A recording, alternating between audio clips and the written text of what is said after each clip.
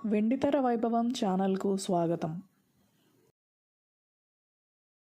Madhu pictures మంచి కుటుంబం ఆద్యంతము అలరించే కుటుంబ కథా చిత్రం. అక్కినేని నాగేశ్వరరావు, కృష్ణ, షావుకారు జానకి, కాంచన ముఖ్య తారాగణం. వి మధుసూదన్ రావు దర్శకుడు, పి మల్లికార్జునరావు నిర్మాత, ఎస్పి కోదండపాణి బాణీలు ఆకట్టుకుంటాయి. చలం, గీతాంజలి మధ్య నడిచే హాస్య సన్నివేశాలు అదనపు ఆకర్షణ. మంచి కుటుంబం 1968 మార్చి 15న విడుదలైంది. కుటుంబ మహిళా ప్రేక్షకులను విశేషంగా ఆకట్టుకుంది. ఘన విజయం అందుకుంది. 6 కేంద్రాల్లో శతదినోత్సవం జరుపుకుంది. అవి Vijayawada Alankar talkies, Guntur Sri Saraswati picture palace, Visakhapatnam Alankar, Rajahmundry Kumari picture palace, Kakinada Minerva talkies, Tenali Ratna talkies.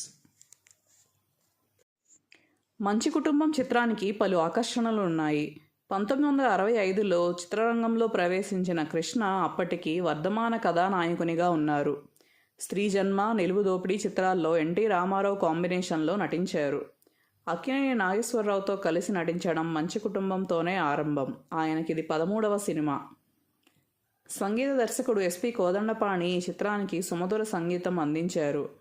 మనసే అందాల బృందావనం, ఎవరూ లేని చోట, ఇదిగో చిన్న మాట, నీలో ఏముందో ఏమో, మనసు నిన్నే వలచింది, నెరబండి వంటి హిట్ సాంగ్స్ ఈ సినిమాలోనివే. అక్కినేని చిత్రానికి ఎస్పి కోదండపాణి పనిచేయడం ఇదే తొలిసారి, చివరిసారి కూడా. మంచి కుటుంబం తరువాత వారిరువురూ కలిసి పనిచేయలేదు. మంచి కుటుంబం పేరుకు తగ్గట్టే మంచి సినిమా. చిత్ర కథానాయకుడు వేణుగోపాలరావు ఐశ్వర్యవంతుడు, 7 పిల్లల తండ్రి. భార్య శాంతకు భర్త అంటే ప్రాణం. తన భర్తకు మరో భార్య ఉందనే వాస్తవం తెలియడంతో హతాశురాలవుతుంది.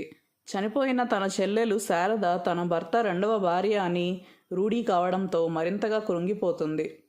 ఫ్లాష్ బ్యాక్ సన్నివేశాలు ఈ చిత్రానికి ప్రధాన బలం. గతంలోని పరిణామాలను వేణుగోపాలరావు తన భార్య శాంతకు వివరించి చెబుతాడు.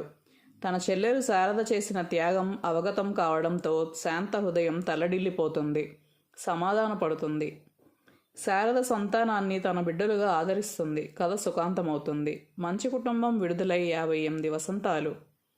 ఈ చిత్రంలో అక్కినేని నాగేశ్వరరావు, షావుకారు జానకి, కాంచన, గుమ్మడి, కృష్ణ, విజయ నిర్మల, చంద్రమోహన్, విజయశ్రీ, రామ్మోహన్, కనకదుర్గ, ఉదయలక్ష్మి, చలం, గీతాంజలి, అల్లు రామలింగయ్య, త్యాగరాజు, మిక్కిలినేని, కోళ్ల సత్యం, డాక్టర్ రమేష్, పుష్పకుమారి ముఖ్య తారాగణం.